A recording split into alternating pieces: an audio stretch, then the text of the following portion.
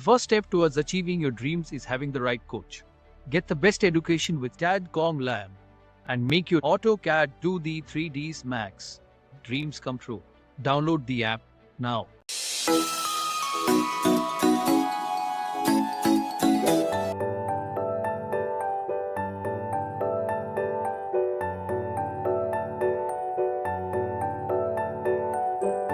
Architecture part में इसीलिए call outs को यूज़ करा गया है, डिटेल कॉल आउट को यूज़ करा जाता है ताकि आप उनको मार्क करके अलग सेपरेटली शो करा सकें सिस्टमेटिक वे। इसीलिए इनको मार्क करा गया है क्योंकि हम हर एक चीज़ को इसके बारे में, तो मैंने लास्ट टाइम बोला था कि आप लोग इसकी डिटेल्स को मेंशन करेंगे जो आपने ऑब्जेक्ट डिज़ाइन करा है अपना। कॉल आउट डिटेल्स बहुत इंपॉर्टेंट है। कभी कभी क्या होता है कि हम लोग कुछ मोल्डिंग्स वगैरह क्रिएट करते हैं फ्रंट एलिवेशंस में, सभी लोगों ने देखा होगा। अरे अब तो खैर, तो टाइप्स ऑफ बेड के नेम, जब तक आपको उनको कैटेगरी, आपने बहुत सारे बेड के ये डिज़ाइन देखे होंगे बट उनके नेम्स के बारे में बहुत रेयर केसेस में, क्योंकि डिटेल्स पे हम काम करना स्टार्ट करते हैं विच इज़ वेरी इंपॉर्टेंट, जो कराती है इलेक्ट्रिकल लेआउट। इसके बारे में अगर हम डिस्कस करें, इस पे काम करने का तरीका क्या होता है। सबसे पहले स्टेप क्या है कि आपको उस ड्राइंग्स को निकाल के अपने पास लेके आना है। इसकी डिटेल्स मैं ऑलमोस्ट सभी लोगों को फॉरवर्ड कर दूंगा। ये एक ऐसी डिटेल होती है जो ओवरऑल डिपेंड करती है आपके लेजेंड्स के ऊपर, जो ओवरऑल डिपेंड करेगी आपके लेजेंड के ऊपर। मतलब कि आप जो सिंबल प्लेस करने जा रहे हो अपनी ड्राइंग में, जब तक आपको उसके बारे में पता नहीं होगा, जब तक आपको उसकी नॉलेज नहीं होगी, आप नहीं दे सकते। एग्जांपल, अगर हमने अपनी ड्राइंग में इस सिंबल को मेंशन करा तो मुझे पता होना चाहिए कि ये सिंबल क्या रिप्रेजेंट कर रहा है। एग्जांपल, अगर मैंने यहाँ पर सीलिंग लाइट को मेंशन करा तो मुझे पता होना चाहिए कि इसका मतलब सीलिंग लाइट है। अगर मैंने अपनी ड्राइंग में ब्रैकेट लाइट मेंशन करी है तो पता होना चाहिए this symbol is bracket light.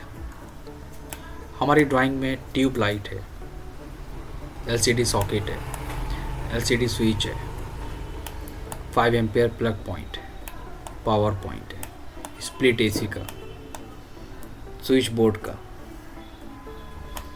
This one is two way switch, 5 ampere plug point. कहाँ पर देना है? ये सिंबल है हमारा वॉश बेसिन का। ये सिंबल क्या रिप्रेजेंट कर रहा है? Wash basin light.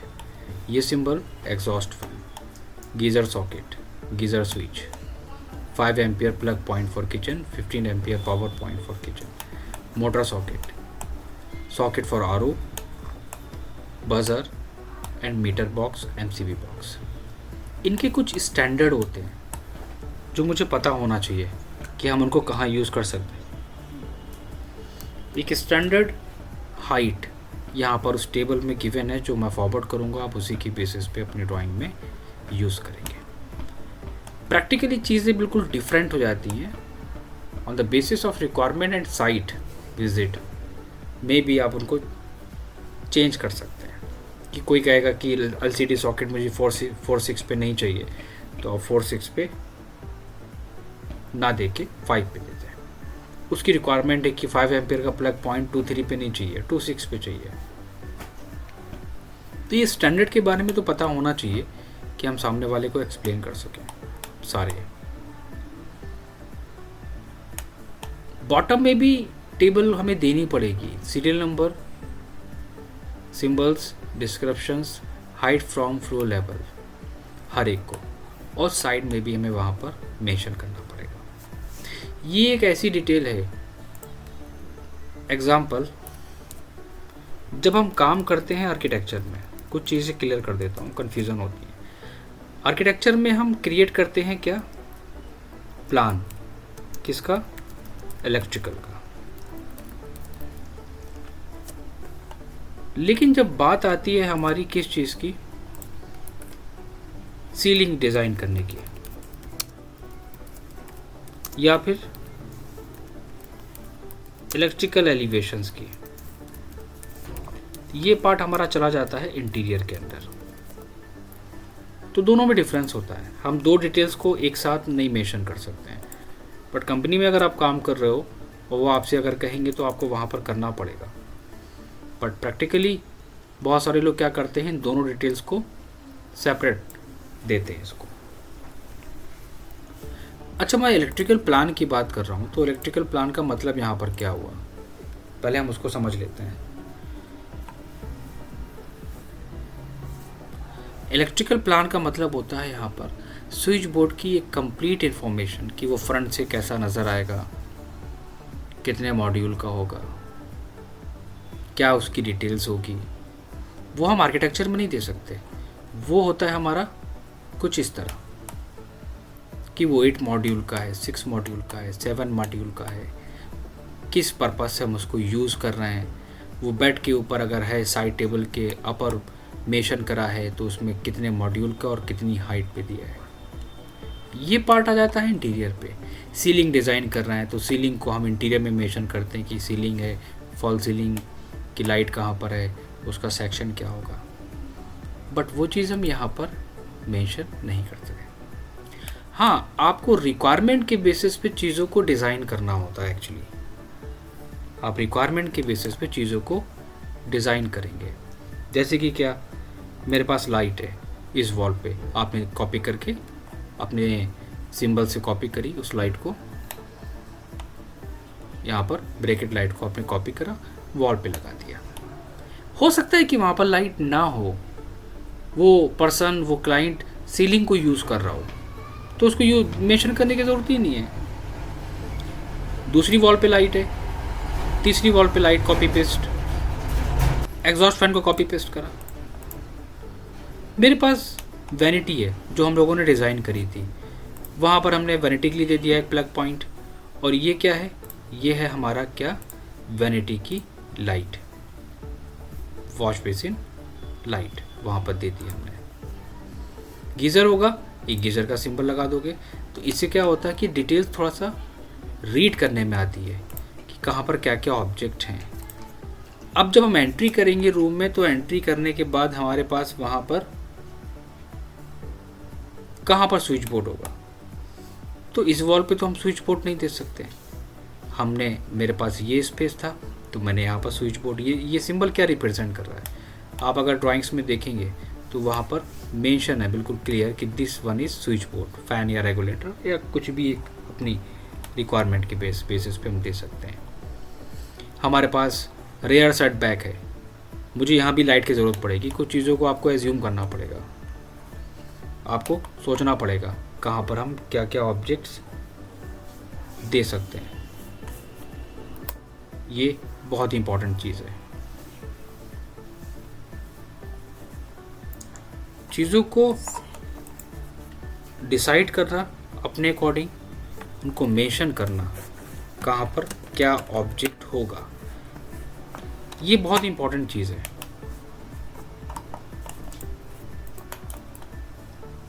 इसको आपको सोचना पड़ेगा।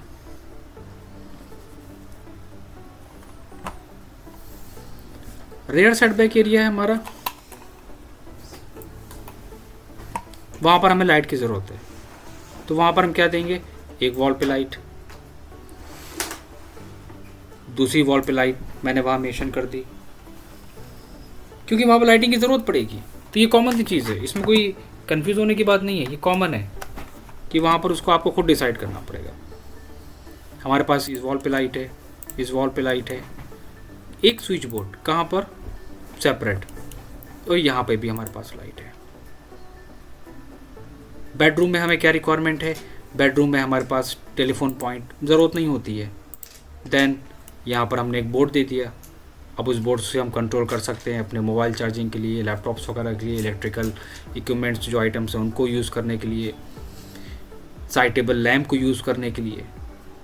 अब कितने मॉड्यूल का वहाँ पर हमको उस चीज़ को मेंशन करना है, वो मॉड्यूल हम डिसाइड करते हैं रिक्वायरमेंट के बेसिस पे, कि वो सामने वाला पर्सन, हमारा क्लाइंट क्या क्या यूटिलाइज़ करेगा उस बोर्ड को, किस किस पर्पज़ से।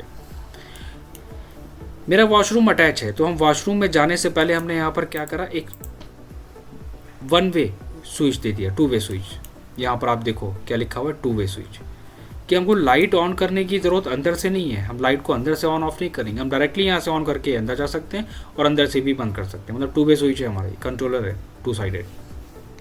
बेडरूम में भी लाइट, यहाँ पे भी हमें एसी की ज़रूरत पड़ेगी, मैंने एसी का एक सिंबल दे दिया। सर टू वे स्विच दोनों कंट्रोल करेगा? दोनों कंट्रोल, मतलब कि अगर आप अंदर से आप लाइट ऑफ करोगे तो यहाँ से खोल सकते हो, ओके। यहाँ से ऑन करोगे तो अंदर से क्लोज कर सकते हो, उसे कहते हैं okay sir. Two way switch. Wall पे लाइट, मेरे पास फ़ैन है, फ़ैन आपने वहाँ पर दे दिया। टीवी यूनिट पे भी हमें कुछ कनेक्शन पॉइंट चाहिए होंगे टीवी को ऑन ऑफ करने के लिए, आपके पास कुछ अदर भी चीज़ें होती हैं, उनको भी आप यूज़ कर सकते हो। वॉल लाइट, और यहाँ पे भी हमने दे दिया प्लग पॉइंट एक एक्स्ट्रा यूज़ करने के लिए। कहाँ पर होगा स्विच बोर्ड, वो स्विच बोर्ड मेंशन कर दिया। तो चीज़ों को आपको कॉपी करना है अपनी ड्राइंग से, और इस ड्राइंग से निकाल के आप अपनी ड्राइंग में मेंशन करेंगे। लेकिन एक बात का ध्यान रखना, ये जो डायमेंशनिंग है जो हम लोगों ने ड्राइंग में दी थी, उन सारी डायमेंशन को सेलेक्ट करके आपको डिलीट करना पड़ेगी, क्योंकि हम जब डिटेल्स को मेंशन कर रहे हैं तो चीज़ें फिर आपस में मिक्स हो जाएंगी, ड्राइंग को रीड नहीं कर पाएंगे, तो वहाँ से आपको एक्स्ट्रा डायमेंशन सारी रिमूव करनी पड़ेगी। तो हमारा ये स्विच बोर्ड है और ये हमारे क्या हैं, लाइट्स वगैरह हैं। तो आप इनको कैसे कंट्रोल करोगे? तो हम यहाँ पर यूज़ करेंगे आर्क का, 3 पॉइंट आर्क का, कि स्विच बोर्ड से हम ऑन ऑफ कर रहे हैं कौन सी लाइट, इसको हम इस स्विच बोर्ड से ऑन ऑफ कर रहे हैं इस लाइट को, इस स्विच बोर्ड से ऑन ऑफ कर रहे हैं हम इस लाइट को। लेकिन आप इन तीनों आर्च को डॉटेड लाइन में रिप्रेजेंट करोगे, और उनकी जो गैपिंग है डॉटेड की, आप CH एंटर करके आप उनको कम कर लोगे 0.5, इतना कि वो विजिबल हो, बस कि ये कुछ ऑब्जेक्ट है मेरा। एग्जाम्पल, मैंने आर्क लिया, A एंटर, मैं यहाँ से इसको कंट्रोल कर रहा हूँ, A एंटर। मुझे यहाँ से भी एक वॉल लाइट है, उसे भी कंट्रोल करना है, मेरे पास यहाँ पे भी एक वॉल लाइट है, एंड ऑल्सो दिस वन। अब मैच करा लो, MA एंटर करके आप इसको मैच करा लो। MA एंटर, फर्स्ट वो और बाकी है।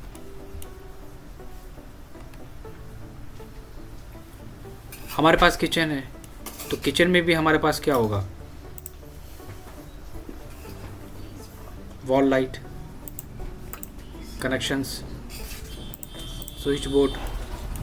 अब यहाँ पर ये जो 2 सिंबल्स हमें समझ में नहीं आ रहे हैं, ये 2 सिंबल्स हमारे क्या हैं, एक 5 एम्पियर प्लग पॉइंट, एक 15 एम्पियर पावर। ये हमारा क्या कहलाता है, 5 ampere plug point for kitchen, 15 ampere power point for kitchen. कहाँ पर, इस एरिया में। RO है, उसका सिंबल दो, गीज़र है वो सिंबल दो, और हो सकता है कि आपको नीड हो, वहाँ पर आप यूज़ करना चाहते हो ओवन वगैरह के लिए और अदर जो किचन में इलेक्ट्रिकल अप्लाइंसेस होते हैं उनको यूज़ करने के लिए। अगर हमारे पास टीवी यूनिट है डाइनिंग एरिया में, आप वहाँ पर दोगे, वहाँ पर भी आप एक स्पेसिफिक लोकेशन लेके स्विच बोर्ड ऐड कराओगे।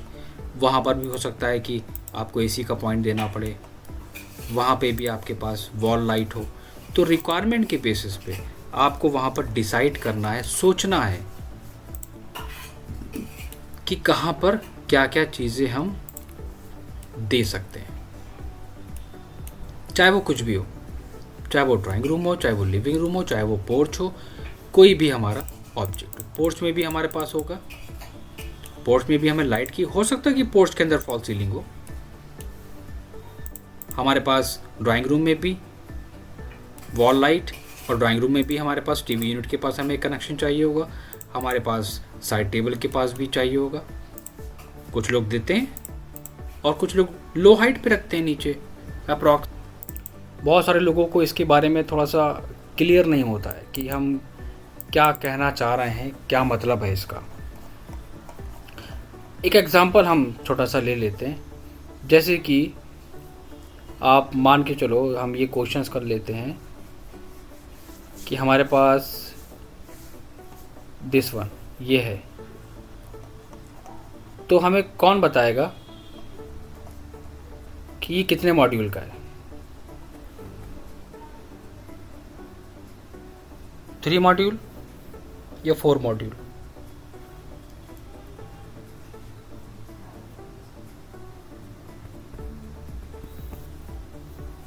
कौन एक्सप्लेन करेगा?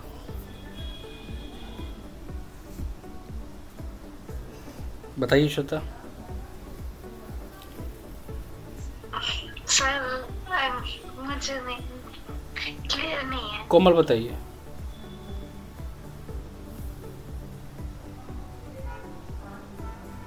बताइए कोमल। सर क्या क्वेश्चन है? ये कितने मॉड्यूल का बोर्ड है? कितने मॉड्यूल का स्विच है? बोर्ड है। सर ये 1 2 3 6 मॉड्यूल। 6 मॉड्यूल। आपने कैसे कहा? 1 2 3 4 5 6। अच्छा ठीक है, चलिए गुड। और बताइए sir.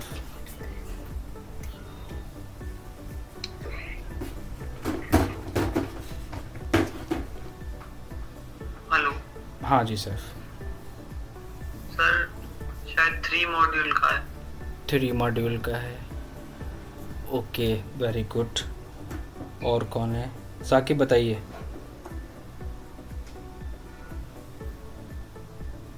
Saqib yes sir tell me about the module of this object.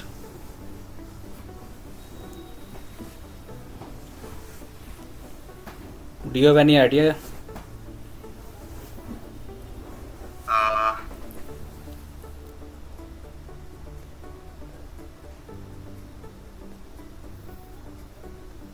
Tell me, any idea?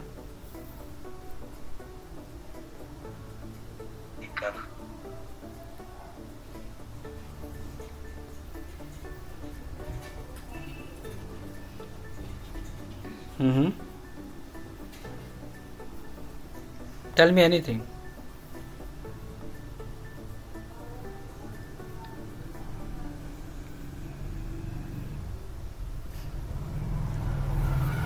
Module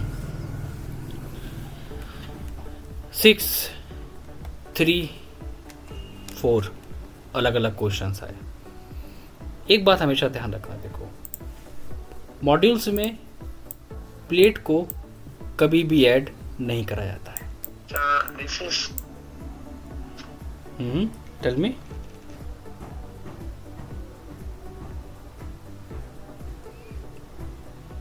plate को ऐड कभी नहीं करते हैं। मॉड्यूल का मतलब होता है, आपने कहा यहाँ पर 2, ये 2 नहीं होता। electrical appliance इलेक्ट्रिकल, हाँ, this is called the switch board. This is called the switch board. यहाँ पर मॉड्यूल का मतलब क्या हुआ?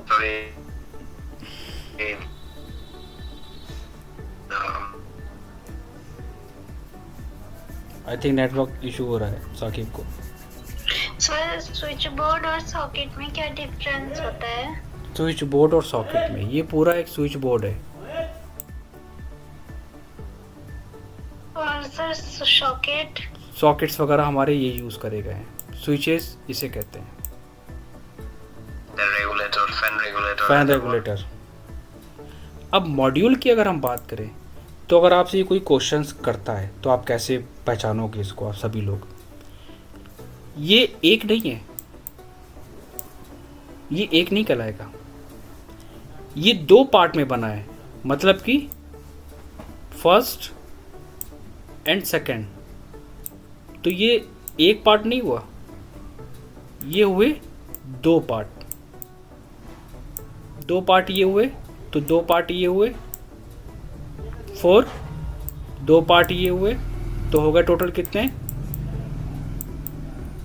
6। तो अब आप क्या कहोगे अपनी लैंग्वेज में? क्या कहलाएगा ये? कितने मॉड्यूल? 6 मॉड्यूल। 6 मॉड्यूल। क्या हम सही हैं? क्या लिखा है ऊपर? 6 module front plate with 6 ampere 3 pin shattered socket and 5 step fan regulator. अब आप पहचान लोगे इजीली। अब एग्जांपल लो। अब अगर हम क्वेश्चन करते हैं, मुझे नहीं लगता प्रॉब्लम आएगी। मुझे बताओ ये कितने मॉड्यूल का है और ये कितने मॉड्यूल का है? कौन बोलेगा? सर फर्स्ट वाला 4 मॉड्यूल, सेकंड वाला 2 मॉड्यूल। Very good. फर्स्ट वाला 4 मॉड्यूल, सेकंड वाला 2 मॉड्यूल। इस तरह हम डिसाइड करते हैं मॉड्यूल को। ऐसे डिसाइड नहीं करते कि यहाँ पर हमारे पास स्विच है, यहाँ सॉकेट है, इससे मतलब नहीं है। वो जो डिज़ाइन करा गया है वो किस बेसिस पे करा गया है, उस बेसिस पे हम डिसाइड करते हैं इसको। तो आपको ये जो डिटेल्स है यहाँ पर पूरी मिल सकती है इलेक्ट्रिकल कैटलॉग्स में। Now this one is told module front plate with 10 ampere bell push switch with indicators and computer jack USB socket 6 ampere 3 pin shutter socket and 5 step fan regulators requirement के basis पे। ये वही चीज़ जो हम यहाँ पर discuss कर रहे थे। तो अब यहाँ पर भी तो हमें समझ में नहीं आया कि कितने मॉड्यूल का है ये, राइट? तो हम सामने वाले को एक डिटेल ड्राइंग बना के देंगे अलग, जो हमारी कहलाएगी legend of room modules and switches socket details के नाम से। अब हम वहाँ पर देंगे उसको कि मैं इस बेड साइड के ऊपर यूज़ करूँगा 6 मॉड्यूल या 8 मॉड्यूल, वो मैटर नहीं करता है, जितने मॉड्यूल का होगा 8 मॉड्यूल का, और उसकी हाइट स्विच। मान लीजिए आप कोई रूम डिज़ाइन कर रहे हो किसी के लिए भी, ठीक है, और रूम डिज़ाइन आप जब कर रहे हो तो आपसे एक क्वेश्चन करा क्लाइंट ने कि ठीक है आपने रूम तो डिज़ाइन कर दोगे, रूम आप डेकोर भी कर दोगे, लेकिन मुझे ये बताइए आप डिसाइड कैसे करोगे कि हमारे रूम में लाइट कितनी होनी चाहिए? आपने तो मुझे बता दिया कि फॉल सीलिंग में यहाँ पर 2 लाइटें हैं, यहाँ पर 2 लाइटें हैं, टेबल लैम्प में 2 है हमारे पास, लेकिन आप लाइट को डिसाइड कैसे करोगे कि नंबर ऑफ लाइट कितनी होनी चाहिए? ये एक बहुत मोस्ट इंपॉर्टेंट पॉइंट है, one of the most important point for every designer, चाहे वो बिगनर हो जो भी वर्किंग में है। कि आपने यहाँ स्विच बोर्ड दिया, ठीक है, 2 लैंप्स आप दे रहे हैं, हो सकता है आप कोब लाइट भी दे रहे हैं, हो सकता है आपने लाइट्स भी दे दी, आपने शैंडलियर भी दे दी, डेकोरेटिव लाइट्स भी दे दी, पेंडेंट लाइट्स भी दे दी, बहुत सारी लाइट्स आपने इंटीरियर में वहाँ पर मेंशन कर दी हैं। लेकिन आपने डिसाइड करा, ये सोचा क्या कि इतनी सारी लाइट देने से क्या एक्चुअल आपका जो फाइनल रिजल्ट है वो क्या आएगा? कहीं ज़्यादा लाइट ना हो जाए रूम में। ये भी one of the most important point है जो फॉलो करना है। इसके बारे में भी हम डिस्कस करेंगे। Then how we can calculate the rooms light, कि नंबर ऑफ लाइट्स हम कितने एम्पियर की यूज कर सकते हैं, ये हम आगे डिस्कस करेंगे।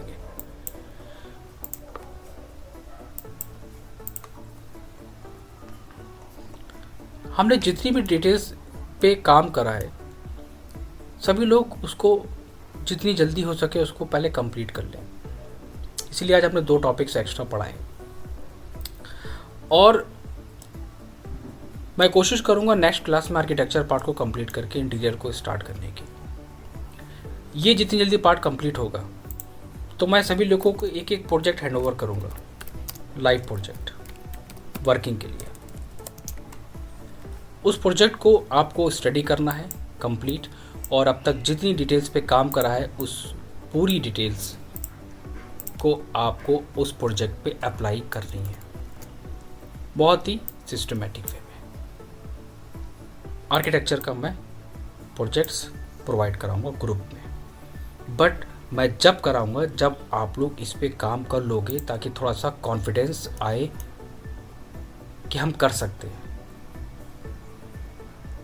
उसके बाद हम नेक्स्ट क्लास में डिस्कस करेंगे 2 और टॉपिक के बारे में, then we will move on interior part. तो जितनी जल्दी हो जाए आप सभी लोग कंप्लीट करिए, क्योंकि आर्किटेक्चर पार्ट में सबसे ज़्यादा टाइम लगता है और इसमें अगर हमने 100% डिटेल्स को फोकस कर लिया तो याद रखिए इंटीरियर हमारे लिए कुछ नहीं है। इंटीरियर आपको पता है किस बेसिस पे है?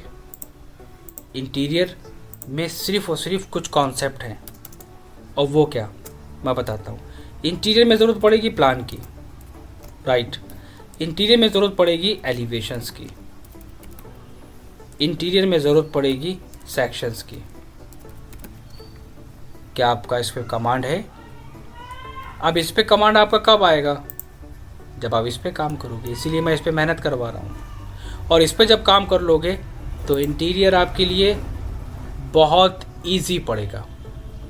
जितना टाइम हमने आर्किटेक्चर में दिया इससे कम टाइम में हम इसको कंप्लीट कर लेंगे, क्योंकि इसमें सिर्फ और सिर्फ क्या है, डिटेल्स समझना, डिटेलिंग करना, टैगिंग करना। हमने क्या दिया था, पेंट फिनिश, हम आर्किटेक्चर में डिस्कस कर चुके हैं, वो यहाँ पे भी है। हमने डिस्कस किया था एलिवेशंस, वो यहाँ पे भी है। हमने डायमेंशन देना सीखा था, हमने वहाँ पर वुड फिनिश का टैग देना सीखा था, हमने वहाँ पर टैगिंग करना सीखा था, हमने वहाँ पर कॉल आउट डिटेल्स को दिया था। याद होगा आई थिंक सभी लोगों को, हम लोगों ने जब एलिवेशंस पे काम करा था, याद करो, टिपिकल वॉल सेक्शन से लेके हमने काम करा था एलिवेशंस पे, यही था ना, टैगिंग करना। वही चीज़ आ गई हमारी कहाँ पर, इंटीरियर में। इसलिए अगर जिस बच्चे ने आर्किटेक्चर पार्ट पे फोकस कर लिया, इंटीरियर उसके लिए कुछ नहीं है। इसलिए मैं मेहनत करवाता हूँ आर्किटेक्चर वाले पार्ट पे। तो इसको जितनी जल्दी हो जाए आप सभी लोग कंप्लीट करिए इन सारे पार्ट को, फिर आगे हम कोशिश करेंगे इसको फिनिश करके इंटीरियर को स्टार्ट करने की। और नोट्स इसके इलेक्ट्रिकल के मैं फॉरवर्ड कर देता हूँ, इलेक्ट्रिकल की ड्राइंग भी मैं ग्रुप में शेयर कर देता हूँ, इनकी कैटलॉग भी मैं ग्रुप में शेयर, उस कैटलॉग के बेसिस पे आप लोग वर्क करना स्टार्ट करेंगे। और जिसकी जो भी क्वायरीज हों, जो भी क्वेश्चंस हो, वो पूछ सकता है। बताइए सर, बाय लेयर का जो ऑप्शन है लाइन वेट का, उसमें से अगर चेंज लाइन वेट चेंज नहीं हो रहा उसमें, आप उसमें से लाइन वेट चेंज कैसे कर सकते हो श्वेता? आपको हर लाइन वेट लेयर के अंदर जाके चेंज करना है। यहाँ से आपके पास यहाँ पर वॉल की लाइन वेट है, राइट। ये देखो यहाँ पर वॉल की लाइन वेट है, वो यहाँ पर फिक्स है। तो आप यहाँ से 0.012 से इंक्रीज़ करना चाहते हो, तो मैं यहाँ पर 0.020 करूँगा, तो ऑटोमेटिक हमारी वॉल की देखो लाइन वेट बढ़ जाएगी। मैं आपको दिखाता हूँ, ये देखो सबकी लाइन वेट बढ़ गई। कितनी बढ़ गई देखो, सिर्फ यहाँ से इंक्रीज़ करने पे। और जब मैं इसको यहाँ से रखूँगा 0.012, तो देखो ऑटोमेटिक सारी वॉल हमारी चेंज हो गई लाइन वेट की। तो जो भी लाइन वेट आपको कंट्रोल करनी है, अब वो सारी लाइन वेट लेयर से कंट्रोल करेंगे, ना कि बाई लेयर से। वो टेम्पलेट मैंने इसीलिए प्रोवाइड कराई है आप लोगों को, ताकि आप लोग इजीली उस पर काम कर सकें। क्लियर? ओके सर, आ गया। Very good. और कोई क्वेश्चन?